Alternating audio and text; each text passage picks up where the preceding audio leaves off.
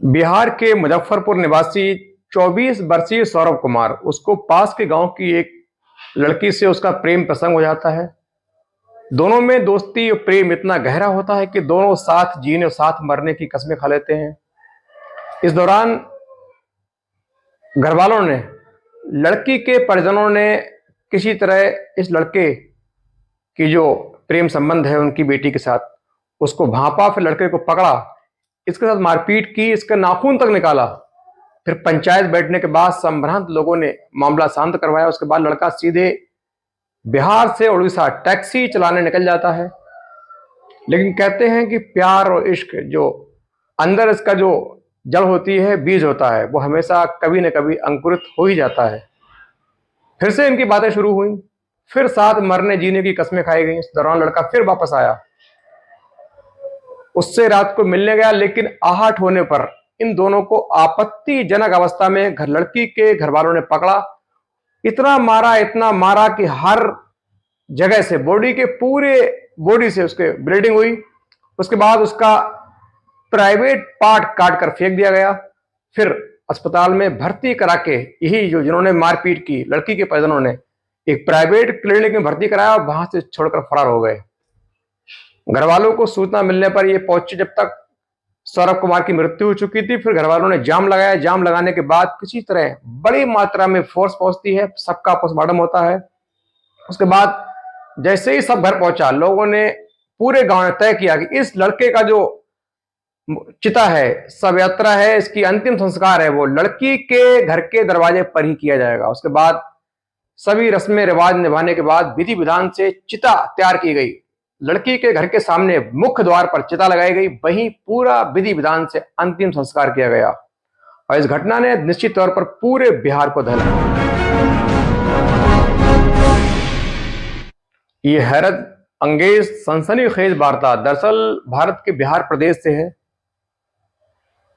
बिहार में 23 जुलाई 2021 को ये घटना घटी थी। इस घटना के बाद पूरे भारत में ये खबर चर्चायाम हुई और पूरे बिहार में इस खबर ने तहलका मचाया। दरअसल बिहार के जिला मुजफ्फरपुर, उसमें एक थाना है कंटी।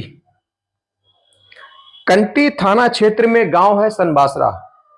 सनबासरा में ही सुशांत पांडे का परिवार रहता है। उनके परिवार में उनके और बच्चों के अलावा एक खूबसूरत बेटी भी थी।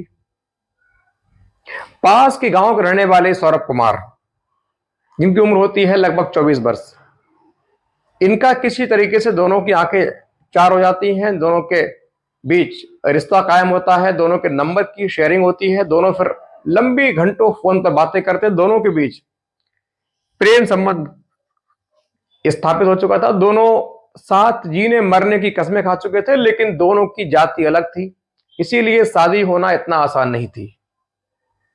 दोनों में काफी पैसे का भी फर्क था। जो समाज में पैसे को बहुत महत्व दिया जाता है, दोनों के बीच आर्थिक जो स्थितियां हैं, उन दोनों के बीच बड़ा अंतर था और दोनों के बीच जाति का अंतर भी था।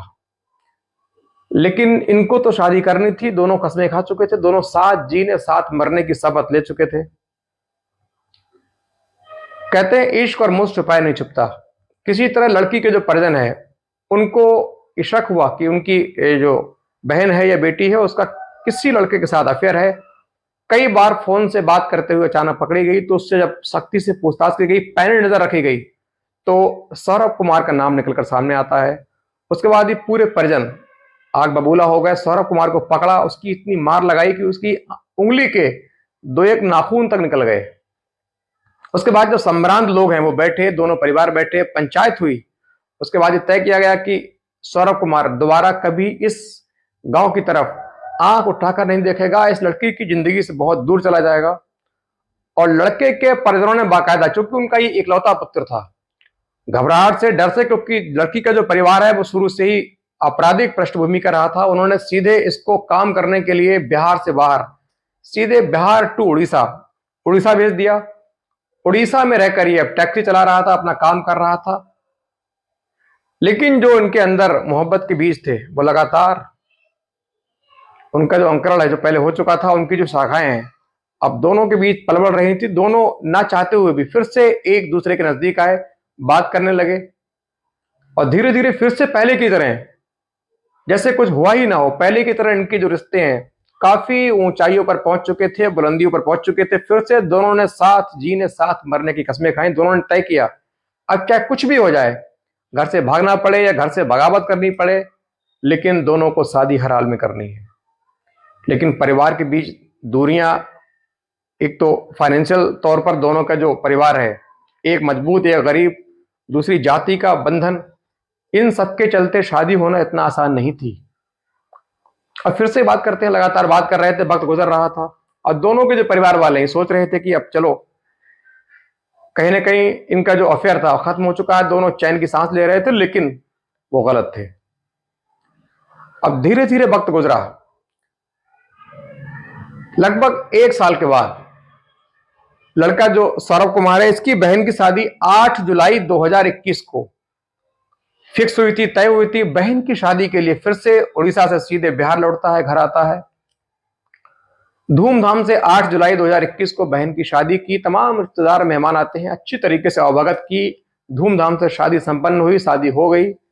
तमाम जो मेहमान थे अपने अपने घर चले आते हैं। इसी दौरान ये लड़की से बात करता है, फिर दोनों के बीच मिलने की जो तमन्ना है वो जाग उठती है। कई महीनों के बाद, लगभग 1 वर्ष के बाद दोनों फिर से मिलने के लिए बेचैन थे। दोनों के बीच जो फासला हो चुका था वो और मिलने की शिद्दत को बढ़ा रहा था। दोनों ने सोचा अब किसी प्रकार से एक बार मिल लिया जाए, क्योंकि उसको फिर से नौकरी के लिए कुछ दिन के बाद उड़ीसा लौटना था। लिहाजा उसने सोचा क्यों ना हम एक बार मिल लें।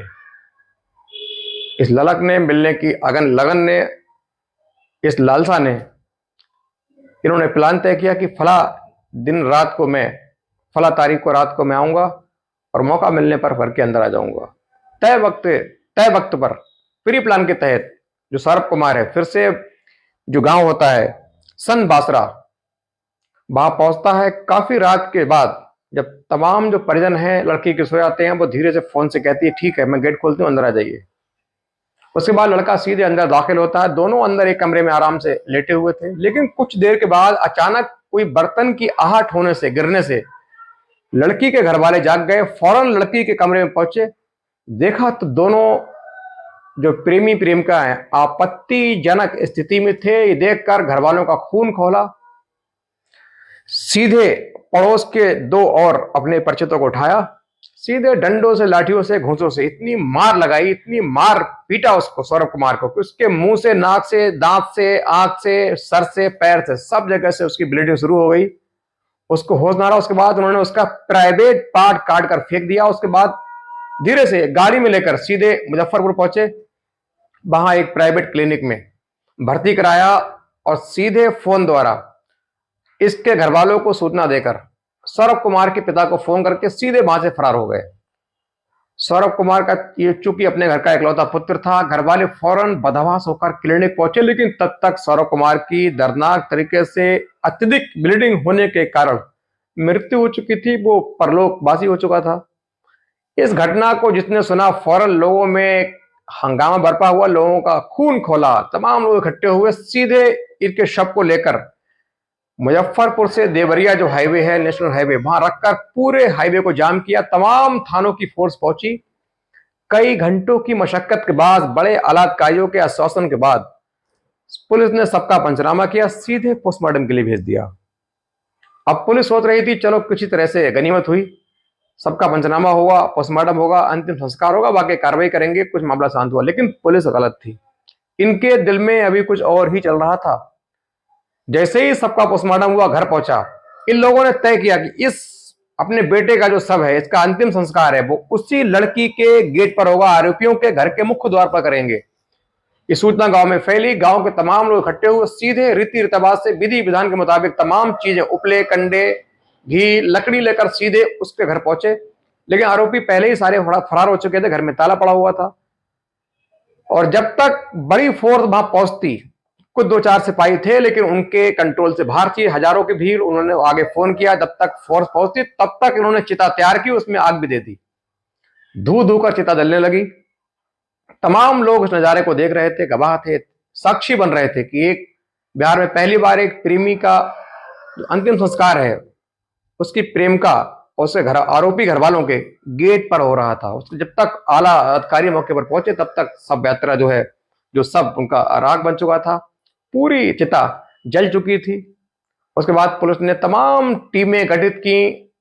बहुत जल्दी सौरभ, जो लड़की का पिता है, सुशांत पांडे, अशोक, रंजीत, मुकेश, इन चारों को इस जघन्य अपराध के लिए दोषी माना और गिरफ्तार किया। अभियोग पंजीकृत करके संगीन धाराओं में मुकदमा दर्ज करके सीधे जेल भेज दिया।